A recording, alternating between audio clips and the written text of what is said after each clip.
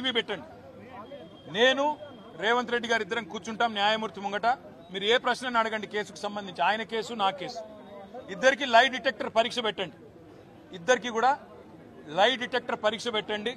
మొత్తం రాష్ట్ర ప్రజలందరూ చూస్తుండగా ఒక 50 లక్షలు 20 లక్షల రూపాయలు ఒడిసిపోతుంది. లేకపోతే ఈ 10 కోట్ల రూపాయలతోని అనవసరంగా ప్రజాధనం దుర్వినియోగం అయ్యే విధంగా, ఇంతమంది ఉన్నతాధికారుల టైం వేస్ట్ అయ్యే విధంగా, ఇంతమంది మీడియా సంస్థల టైం వేస్ట్ అయ్యే విధంగా ఈ కక్ష సాధింపు విచారణ మంచిది కాదు.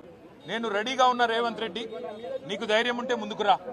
నీ జూబ్లీహిల్స్ ప్యాలెస్ లో అయినా సరే, లేదా న్యాయమూర్తి ఇంట్లో అయినా సరే, ఏసీబీ న్యాయమూర్తి ఇంట్లో అయినా సరే, కోర్టులో అయినా సరే, లేదా ఈడీ ఆఫీస్లో అయినా సరే, ఎక్కడైనా నేను లై డిటెక్టర్ పరీక్షకు సిద్ధం.